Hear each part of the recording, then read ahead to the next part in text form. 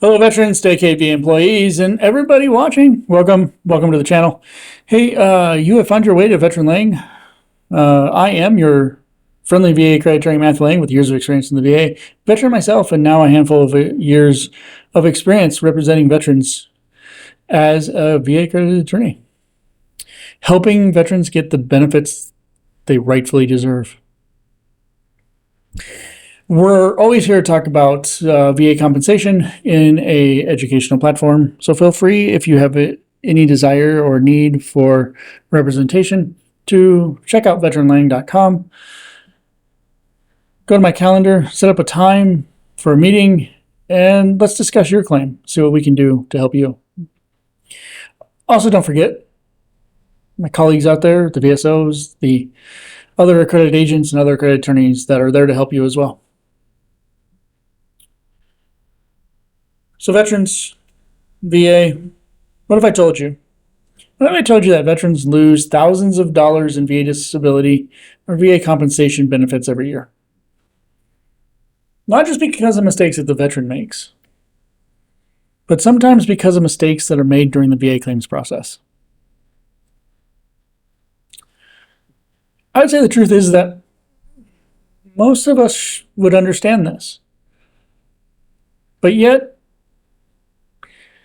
there's a good number of individuals out there I feel don't even realize it's happening.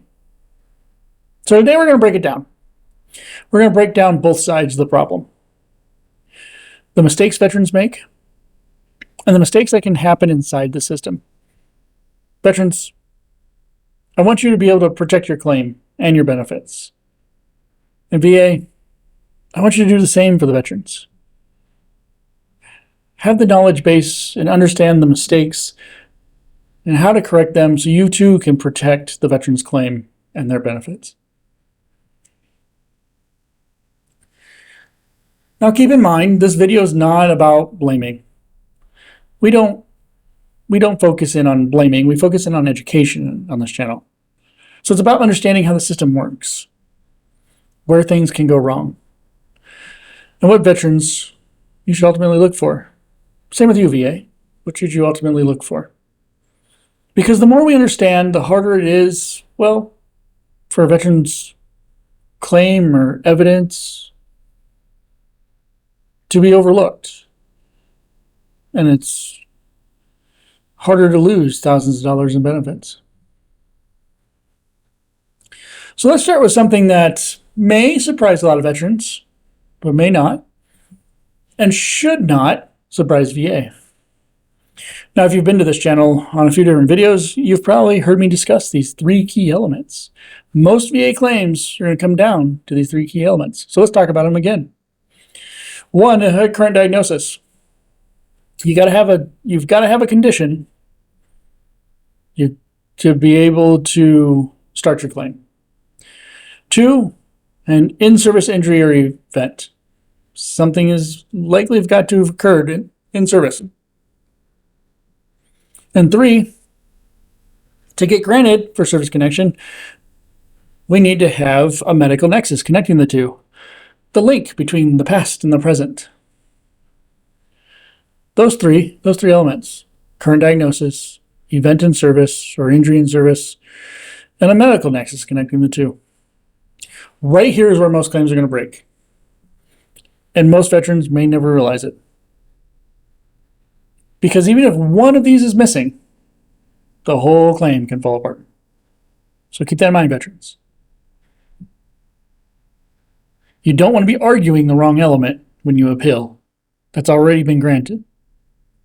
You want to focus in on the one that needs to be argued, whether it be for a legal error or whether there needs to be more evidence to help support it. And VA needs to understand as well the foundation and the basics of the job they are doing. I heard it a lot of times while working in the VA system, but the rules are always changing. We can't keep up. A current diagnosis, an in-service event or injury, and a medical nexus is your foundation, which has always been there from almost the beginning. So keep that in mind. And that should take some pressure off you and the idea that things keep changing all the time. Veterans, let's talk about just a few mistakes perhaps you're making in the process here. When you are working your claims or filing your claims, it's costing you those thousands. I think for many veterans, there's an assumption that the VA will connect the dots automatically. But the reality is the VA is designed to make decisions based on what's in the file. Now, I know we see a lot of decisions back here as well as seeing the bad and ugly that the VA will make decisions without looking at what's in the file. But keep in mind, veterans, when you file your claim, keep in mind that the design of the system is for the VA to make the decision based on what's in file. So if the VA doesn't have it, they can't consider it. If it's not documented, it can't be considered. Don't assume that the VA will just figure it out. They're not allowed to make assumptions.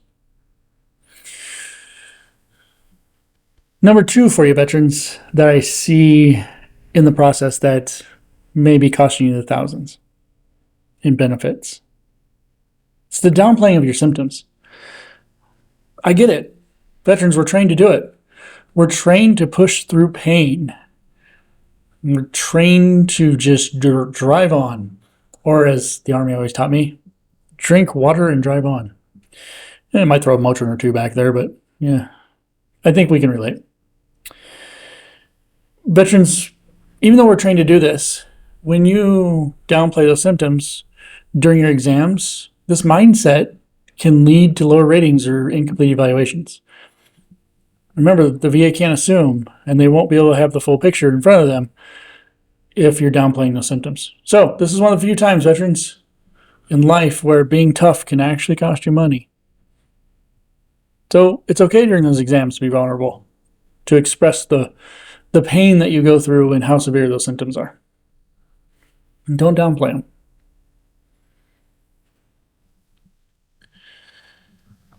Veterans, mistake number 3, I think that's costing you thousands, is by not filing secondary conditions. And I think many veterans don't realize it. That one condition can lead to another.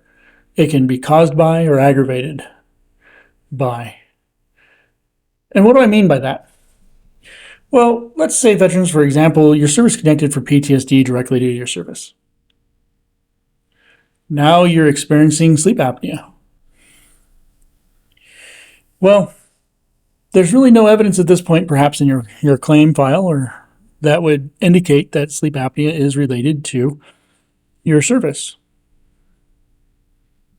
But perhaps what the evidence is really pointing at, along with all kinds of medical literature, is that your sleep apnea may be caused or aggravated by your PTSD.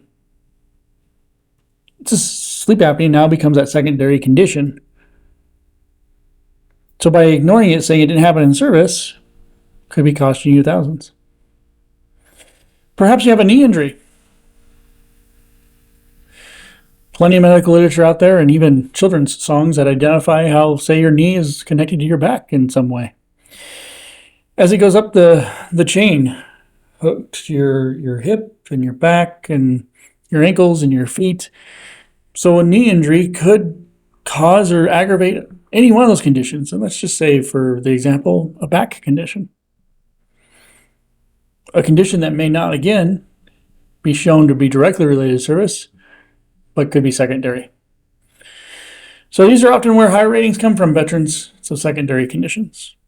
So don't forget those secondary conditions when you file.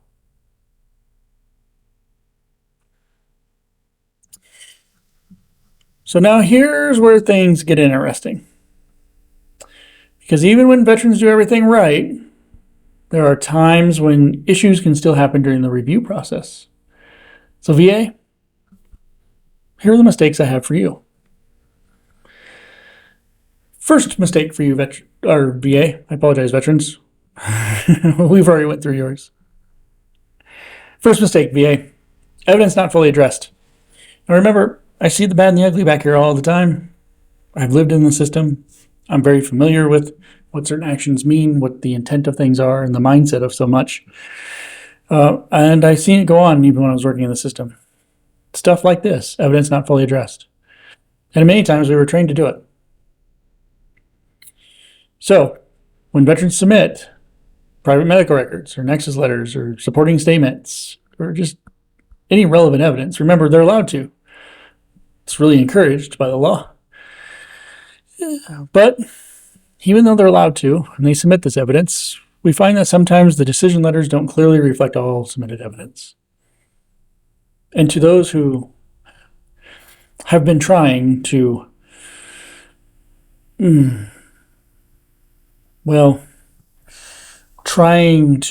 clearly reflect all submitted evidence, I appreciate you.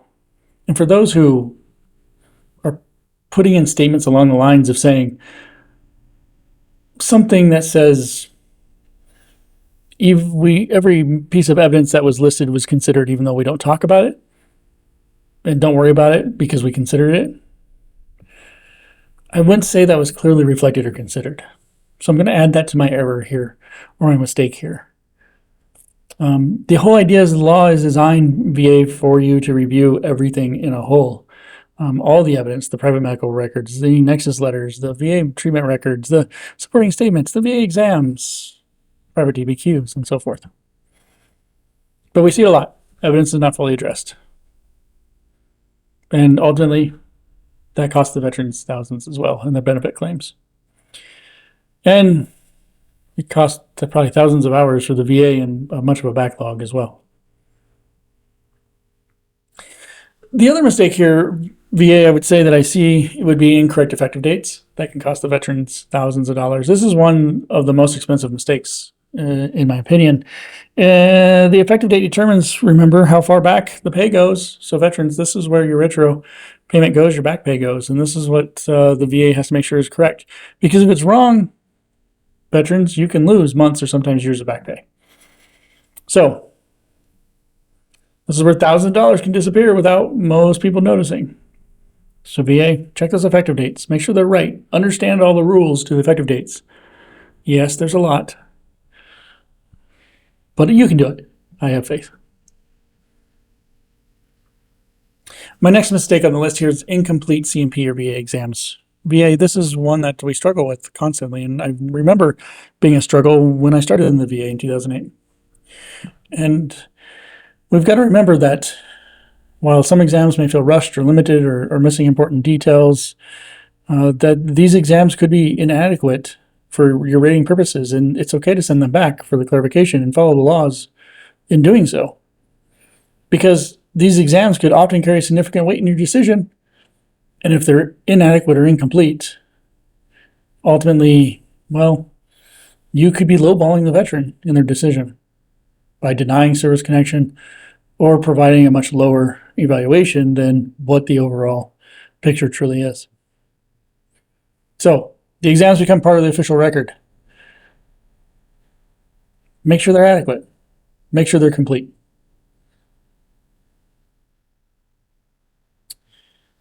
My last mistake listed here, VA, is ratings that don't match the symptoms.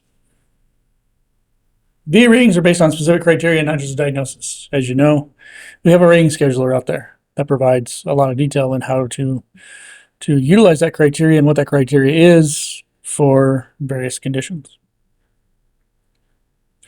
So while it's possible for two veterans with the same condition receiving two very different ratings, what we need to keep in mind here, VA, in my professional opinion, is that you want to make sure that the symptoms of all the evidence and as a whole line up with that rating scheduler, and not just the top shooting of an exam that may be incomplete.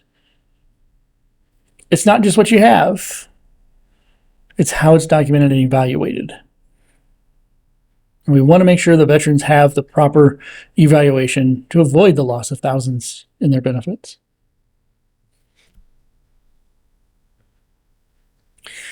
So ultimately, we have to remember that the VA system does not operate on assumptions or what should be obvious.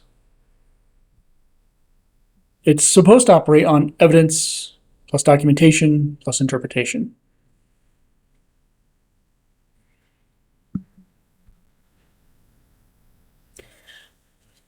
So as a final note before I go into my closing notes here, I would say, veterans, to you, one last thing.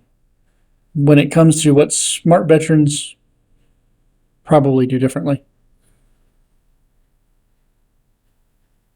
you got to understand the three key elements of a claim. Those three key elements: in service, diagnosis, current diagnosis, and nexus. You've got to review your decision letters carefully. While they don't make sense, there's always representation out there to help you understand those decisions. But if you review them carefully and you can understand them, then it'll save you time in arguing, instead of the wrong element, the right element that you need to be arguing or providing evidence for. Pay attention to those effective dates. VA does tend to get them wrong. So make sure you got the right date. Make sure you got the right back pay. Take those VA exams seriously. Don't downplay your symptoms. Try not to anyways. Remember, it could cost you thousands. And my last important note, veterans, is to keep your records organized. Keep a timeline of things. Keep a file with all your VA records, all your evidence. Keep it all in order. Maybe consider separating out the evidence based upon the condition. But either way, keep it organized.